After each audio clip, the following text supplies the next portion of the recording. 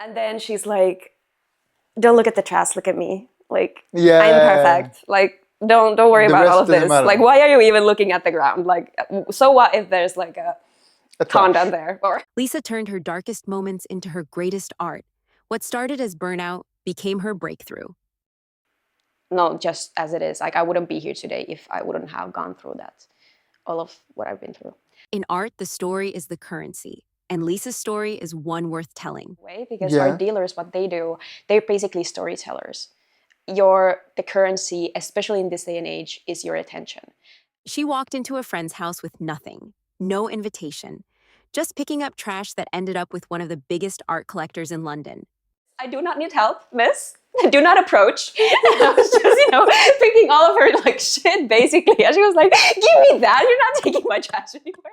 I'm so sorry. I didn't quite get the chance to clean up before you got here. Well, the name of the piece is, I'm so sorry I didn't get a chance to clean up before you got here. So you see the meme culture in the name, and there's fast fashion, duplicate skincare, disposable everything. So where does it all go? It's basically trash. It's trash. It's insane. It's like, where is this stuff coming from? Where do you need all of this? Yeah. When you stop caring for yourself, the mess isn't just around you, it's in you. This is where we get to the dirty part, sort of. You start feeling really dirty, obviously physically, if you're not able to maintain a basic hygiene. And you start feeling very dirty, as in you feel wrong, you feel like you're not doing enough, you feel like you're not enough as a person. Every ending is a beginning, from a breakdown in Finland to a private collection in London. This is Lyssa.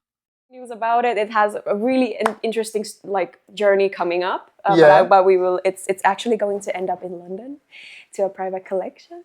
Wow. It hasn't been. Elisa or Alisa. I'm not sure how do you call yourself, but feel free to tell us. Lyssa. Lyssa. Lyssa. Yes. Lyssa. Yes. Okay.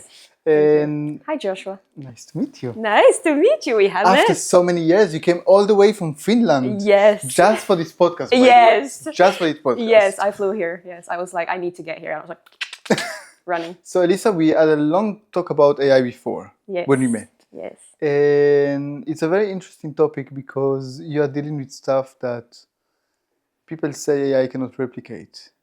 Yes. Beside of the banana on the wall. I mean, yeah. Okay, continue. So there is a lot of stuff about you that people don't know yet.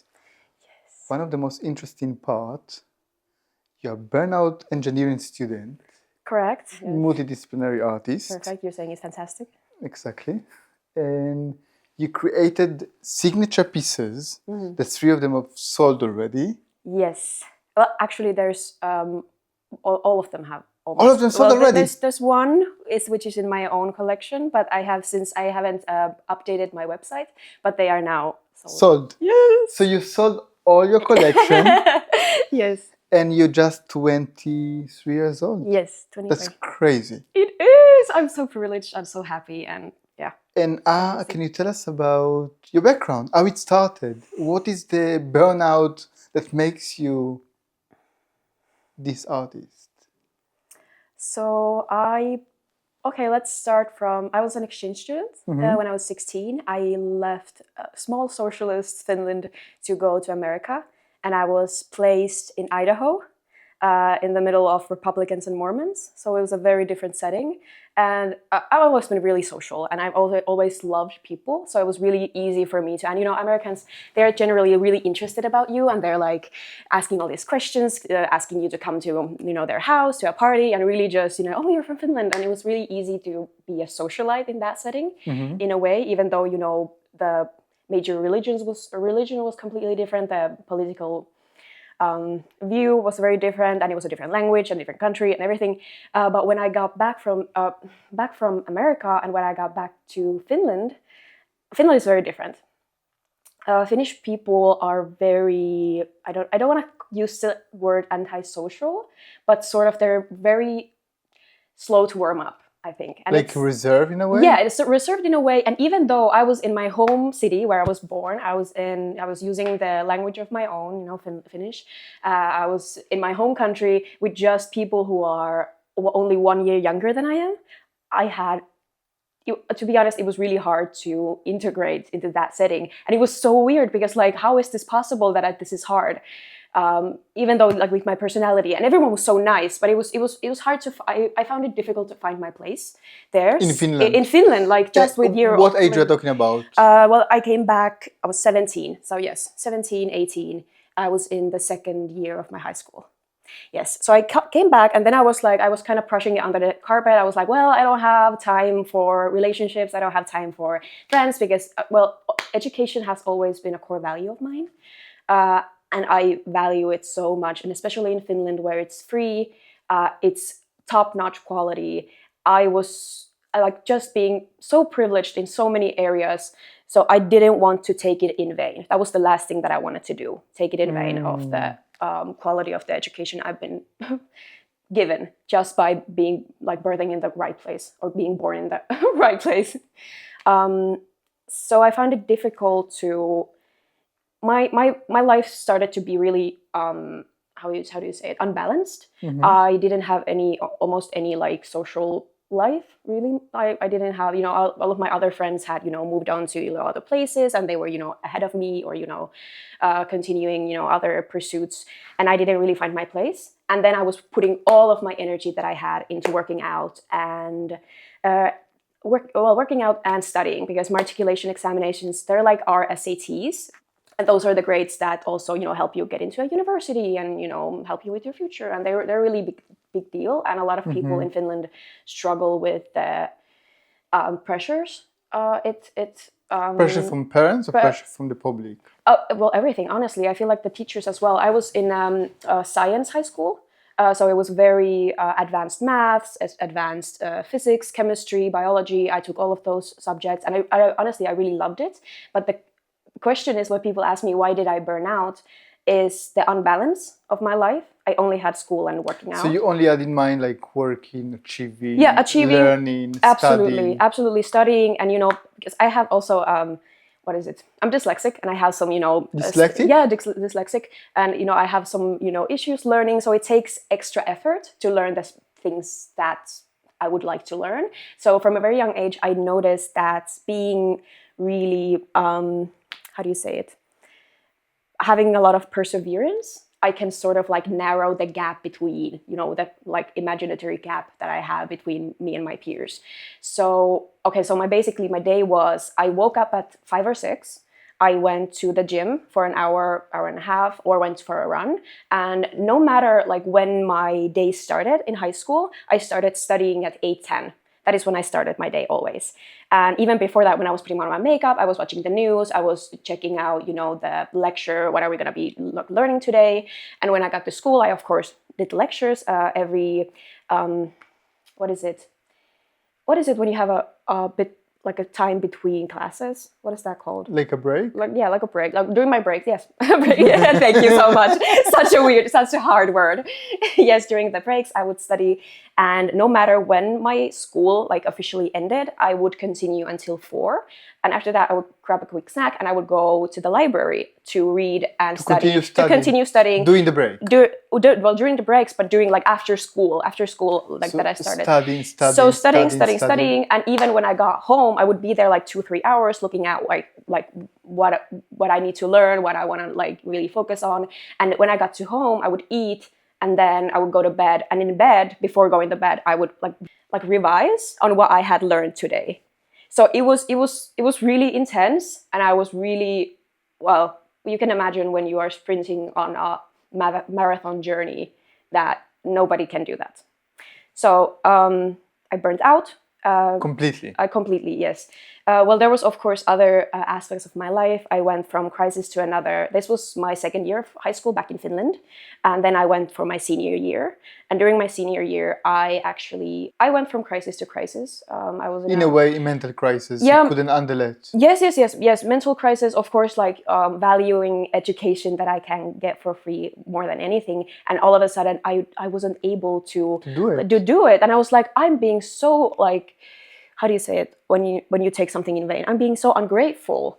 not being able to do this. That there's so many people in the world, and especially young girls in like all over the world, who would die for this education that I get for free. Like, how can I be ungrateful to not study and not take this opportunity, then use it for, you know, good. Yeah. So I was really disappointed in myself. And where was I? We talk about the burnout period. Yes, it's very interesting because yes. I feel like burnout period that people don't realize. Yeah. It happens usually to people that are the most creative, the most achieving people, because it's the only break they can get from life is when they burn out. Because your body knows that if you will not put you into this position, you will not rest. I think you're absolutely correct. I think I really needed to burn myself completely to that ground. How hard, like how awful that is to say, but I needed to like burn completely out so that I would stop. Okay, so there was the unsustainable study thing, and then, you know, there were crises in my life, you know, personal crisis, in family, and, you know, my values and everything. But then all of a sudden I found myself not being. I remember I was revising for my physics articulation exam. I don't know how much we, by the way, have time. I'm going really in depth with this. Okay. Don't worry about it. So don't stress, don't worry, just. Okay, I'm just gonna explain. So I was revising for my advanced physics articulation examination that was coming, and I was, of course, you can probably tell from this that I was really a good student. I had no I never not went to class, but I always attend classes. Yeah, attend good attendance before the articulation exams. I was so burnt out that it was like, how do you explain it? All of a sudden, I didn't have energy to exercise. So that went off. I didn't have enough time to go to the library. I didn't have the energy. And then it started to, you know, kind of like chew on the actual classes. I didn't have energy to go one morning. I didn't have energy to go at night. And then all of a sudden, I wouldn't be able to go to even class or do anything. So this was the period of I wasn't able to go to school. So I would revise in my bed. I would have my physics book with me. And I remember this one time I was trying to revise the very first page of the book. And I was trying to make sense of it. And it was 45 minutes of me just trying to understand what the first chapter was about. And I couldn't understand it. I was like, I'm having a stroke or something. I have brain cancer. I don't know how to read. Like that was awful. It was just because like 45 minutes I tried and I was exhausted and I just started crying and I was like, I've lost the ability to read. What's happening to me? It's sad. It is sad. It is because awful. Your identity is basically based on being achievable and learning and then your identity gone. That's the big crisis that I had. That is what led ultimately to my severe depression, because, you know, the things that I had really the things that I knew I was about, I no longer was, and the things that mattered the most to me, I was not able to do them. So I was it was really bad. That's basically how it started. And you felt like you had identity crisis in that case? Oh, yes. Completely identity crisis? Yes, identity crisis. And I was just so mad at myself for being so ungrateful and not being able, because I linked it so strongly into that, about being somehow, like it would have been my choice or something. Like I just need to like keep up. I need to just step up and like just get my shit together, basically. Well, it didn't work. It didn't work. Turns out it didn't work, thinking like that. I ended up graduating with actually great papers, because I had been so like active. Yes. I had been so active like for the past 4 years.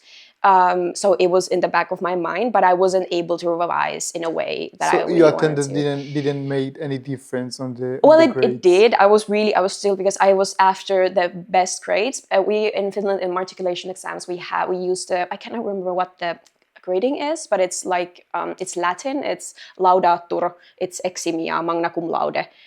Things like L is basic. It's kind of ironic. Like I took an L, but L is the best you can get, and E is the second best. It's like equivalent to B, and then there's I was able to graduate with E, so which is basically like a 9 or like a So A plus or B. LEN LEMC. MC. Maybe B. So the second part. Yeah, second one best. before the B. Second best, yes. Not bad. Not bad. It was actually really good. Like think now I know that it was really good, considering I wasn't pretty much able to read, and I didn't study at all for it. Crazy. And it's How long was your burnout that you didn't study before you finished your graduation? many months. I wasn't able to. The last classes I could attend were, I think, in December, and just here and there.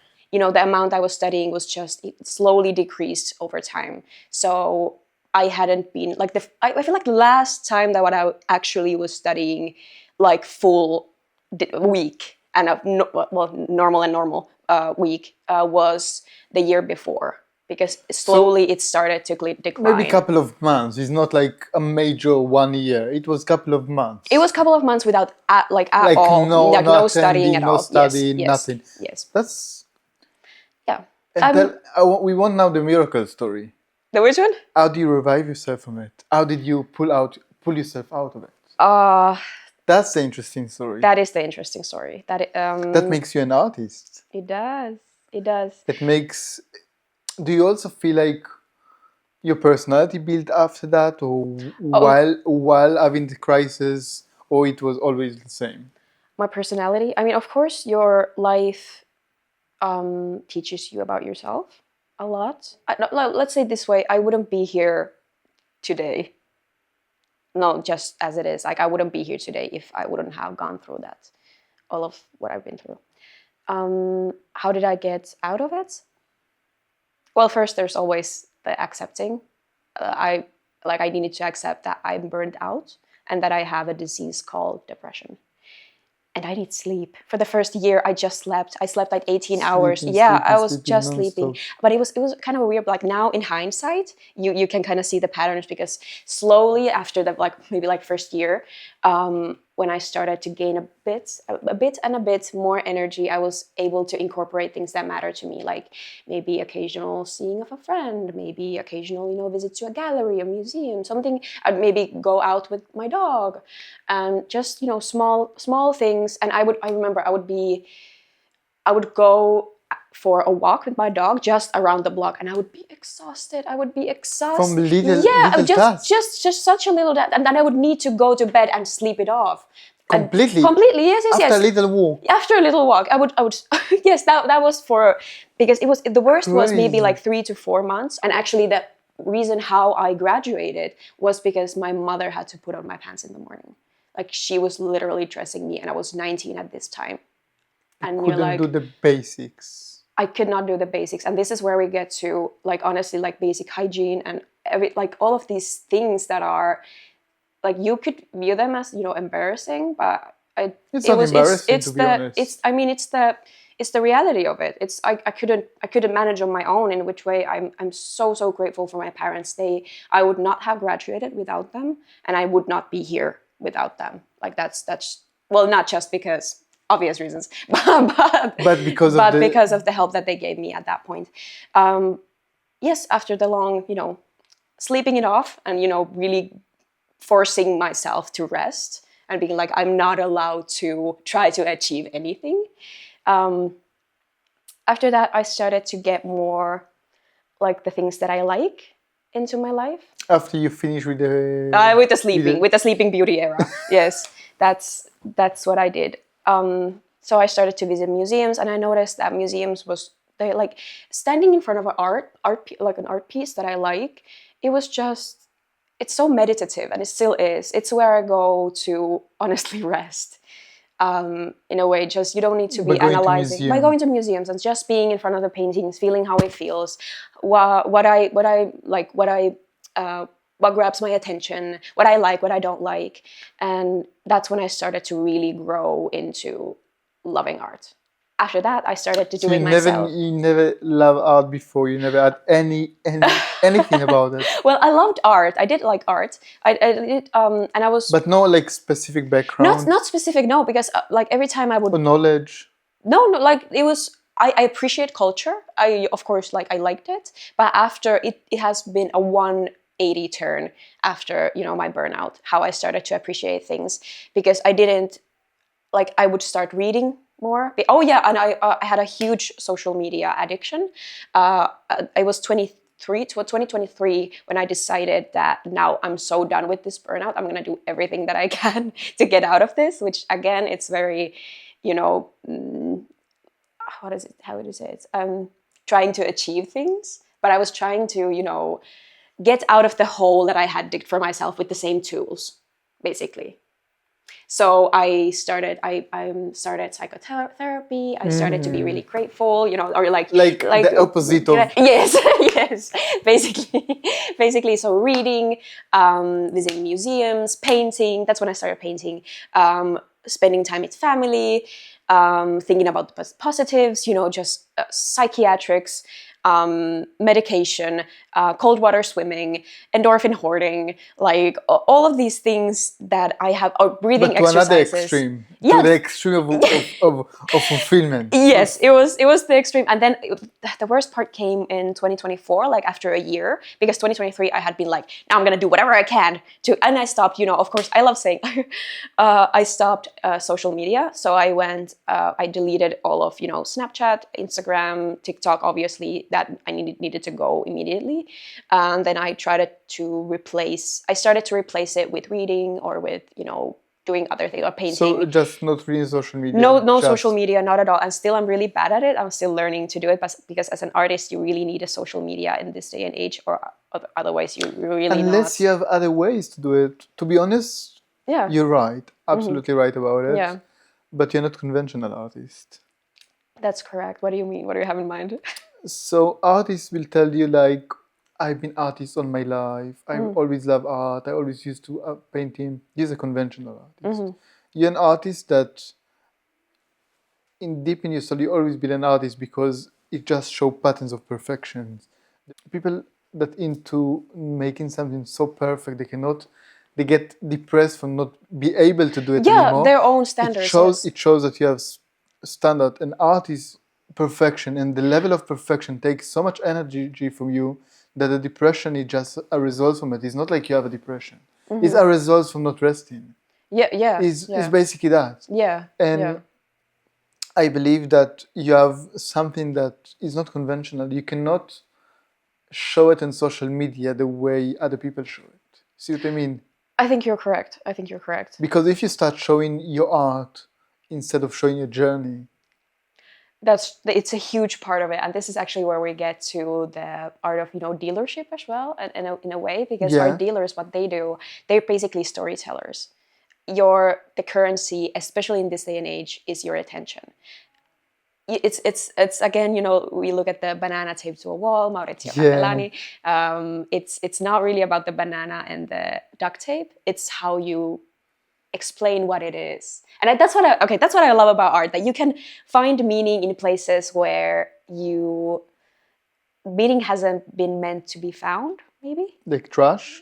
Like trash, like trash, like blood, I don't know. Yes, honestly, that's... Can you tell us about it? Trash work or blood. I think we start with the easy ones. Okay, let's start with the easy I mean, you can talk about to the camera for a second if you want. Tell the camera what was your first kind of vision. How it started, how the trash world become an art. Oh my goodness. Well, being depressed and living, well, this is where we get to the dirty part, sort of. You start feeling really dirty. Obviously physically, if you're not able to maintain a basic hygiene, and you start feeling very dirty, as in you feel wrong, you feel like you're not doing enough, you feel like you're not enough as a person, you know, especially like some of these things that mental health lies you about, like, but depression especially lies you about yourself. You start feeling very dirty, like emotionally, and it starts to, you know, it showcases on the floor, it showcases itself in your, you know, pile of laundry, in your dishes, wherever. And, you know, living in that space, it started sort of like as a joke, because I actually went to my best friend's house with a cardboard box. And we do this, okay, again, we were discussing earlier, just before we started recording, about the Finnish sense of humor and, about sarcasm and maybe like playing, pranks on each other and, like teasing and, being annoying on purpose. So I basically I was bored one day and I was like, I know that she's home, so I just went to her place. I opened the door. I have free entry, of course. Free entry. Give me £5. Yes, no, I can just walk there, and it's like I'm family. So I walk there. You don't even have to tell them. Yeah, no. I can just go, and even if there's nobody there, I can go there and eat. Yeah, basically that's what we do. So I went there, and then she was just on her phone on her bed, and I just went there. I didn't say anything, and she was like, "Hi," I was like, just minding my own business, being with my cardboard box. And she was like, "What are you doing?" And I'm like, "Oh, no, don't worry about it." And then I just started picking her trash from the floor to this, bin that I had. And she was like, "What are you doing with those? Where are you taking?" I was like, "No, miss, I do not need help, miss. Do not approach." And I was just, picking all of her like shit basically. And she was like, "Give me that. You're not taking mine. If this does not concern you, like, ma'am, do not approach me." We just had this, sort of like a fight about her trash. Why am I taking? Like, she's like, "Why are you taking my trash?" And I just took them, and then I just, she starts laughing, and I'm like, "You will see." And she's like, "You're gonna do some art with it." I'm like, "I might." And then I just leave with this huge bag of like trash from her house. And I just start giggling with myself, when I was just walking with my trash thing. And I solely, because I found that, like, just that, the act of doing that with my friend, it was so, like, I found it so funny, honestly. The interaction himself. The interaction and being like, no, this doesn't... Let alone the rest of it. Yes, let alone the rest. Like, I had this vision of, I don't know if you have seen my trash work. It basically started with the name. I'm going to share the name a little bit later, but this is the piece. You made it from trash. I made it from trash. It's 2 meters high and 120 width. And I actually saw it on your website. You did see it? Okay, fantastic. So this is basically your friend? Or you? No, this is me. I had a professional photographer take a photo of me in that position for this particular piece. I had this vision of me being, in this sofa or like a bed. No, but it is, honestly, like, look, I constructed myself entirely out of magazines. So it's like a collage work. It's a mixed media work. That's genius. Thank you. Oh my goodness, you have good That's judgment. Actually genius, because it's confusing the viewers, because there is a lot of real items that align perfectly, and then there is a collage that make it from a picture, and then it feels real because of the real item that line perfectly, and then yes, you don't really know. This is art. Thank you. This is a proper. I have to show it. This is like I love it. Oh my god! And I have so amazing news about it. It has a really interesting journey coming up. But we will. It's actually going to end up in London, to a private collection. Wow. It hasn't been finalized yet, but the collector has said he wants to collect this. He wants to. And it's my favorite. He's amazing. First of all, the collector, and very established, and just amazing person. But he saw this and he was like, "I want to collect that." And I was like, and I just started screaming and like being so, oh my god. But he's coming to visit in Finland to see it in person, of course. I told him, because he was ready to finalize basically at the spot. That's crazy. But it's so crazy. And I love this piece. But I love the fact that it's what it means, private collector. When you mean private collector? Private collector, as in it's not an institution. It's not going to a museum. And he does exhibitions from his private collections. And we have been discussing, He's an African contemporary art collector. He has been collecting art for the past, 4 decades maybe. And he is an artist himself. He came from investment. So he has made his fortune in being a Geneva's banker, I think, or at least in finance. And then, he was an artist actually first. He was educated in, I think, Holland somewhere, and I think in Paris. But now he's a huge art collector and does amazing things for the community. And he's actually, yes, I'm not going to be speaking more about him, but he's just a fantastic person. So how do you call that piece again? Well, the name of the piece is, I'm so sorry I didn't get a chance to clean up before you got here. So you see the meme culture in the name, and I just love, it kind of... I can imagine this, because this kind of art trash, it's not trash, but it will end up super viral if you put it online. Because it makes you think. Because Yeah. when you see it, you cannot unsee it. And you need to see it in person because it's fantastic. It has the actual Wait, pieces. this is the actual pieces. Those are actual, like you can see, like there's glued on it. Like these are. I like thought those sorry. are pictures of the actual. No. This is like there's an actual Dove.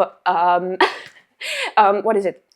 Oh my god, deodorant. Yeah. There's condoms. There's like cloth. There's Crazy. makeup. There's hair products. There's rollers. There's everything that It just show you the imperfection in a perfect. It does.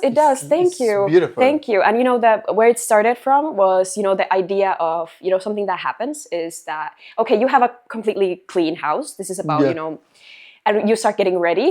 And then you do your hair, you make yourself pretty, you do your makeup, you do your hair, and you do the waxing, you do freaking lasers and everything. And then all of a sudden, you're in a huge hurry. And then you're like, and then all of a sudden, your place looks like that. In seconds. In seconds. Or it can be perfectly clean. It was perfect. And then you look pretty, but the house is awful. Yeah, it's like so dirty. And you're like, how did this happen? I just cleaned. It's a transformation. It is a transformation. And then it's about, you know, obviously like the woman on the bed, which is, well, it's me, but the woman on the bed is like if you look at the title, she's waiting for someone. She's making herself pretty for, well, basically for someone, because she's waiting for like maybe a guest, maybe a boyfriend, maybe a dating, you know, someone, you know, interesting. And then she's like, don't look at the trash, look at me. Like, I'm perfect. Like, don't worry about all of this. Like, why are you even looking at the ground? Like, so what if there's like a condom there, or like what is it? And oh my goodness, I'm losing my English. The panty liner, yes. Panty liner. Or like, don't worry about it. Just focus on me. And you know, there's the meme culture, and then there's also, you know, sort of the paradoxes of life in it, because it's about the joys of being a woman. And you know, I think it's so fun to make yourself pretty, like get ready, and especially when you do it with a friend, it's so much fun. But it's also about the sorrows of overconsumption, and especially like. Of course, there's TikTok, there's Temu, there's Shane, all of these different components, like building this unsustainable model that really ties in with the beauty industry. You have more stuff than ever. You need more stuff than ever to keep up to par in a way. Because when you look at it, when you have it here, you can see all of the trash. And you're like, it's basically trash. It's trash. It's insane. It's like, where is this stuff coming from? Where do you need all of this? Yeah. What is all of this? Like, where do you use this? And also, let's say a lot of the products that we are using as consumers are duplicated. Yes. It's literally the same product with different bottles. It is. And we just get promises. And I believe art, in a way, doesn't have it. Because art is unique. It is. So let's talk about the uniqueness of your... We don't talk about your blood yet. The blood ritual, an artist, a single moment of chaos. What emerged was never meant to be seen. After ritual, kind of. Okay, you can view it as a ritual. Yeah, of course. It's not a ritual. It's more like abstractive painting, because it's more like the color. You see, like the black. I don't know if the black part is a painting. No, it's all blood. It's all blood. Yeah, it's on brass. Alisa. First of all, I heard some good news on the phone. So something interesting happening now. Yeah, so interesting. I can't believe my life. My life is so cool, honestly. You were just saying about that how when you're so honest with yourself, everything works so well. It does. It's so weird because like when you start being honest with yourself and what you want to be doing, and just do the blood works, do the trash works, do the axe works, now things just work out. In a special way. In a really special way. And it doesn't make any sense. It doesn't make any sense. Like just being out there. Like I honestly, I'm just so happy. Like it doesn't make any sense that for the past year, like a year ago, I had my first solo exhibition. And today... Years ago. 1 year ago. 1 year ago, I had my first solo exhibition. And since then, I have been in a roller coaster and insane places and career opportunities. And I just got a call from, a collector slash an investor slash that same industry giant that I mentioned earlier, about future projects that we're gonna be doing, and they're so exciting. They're so exciting.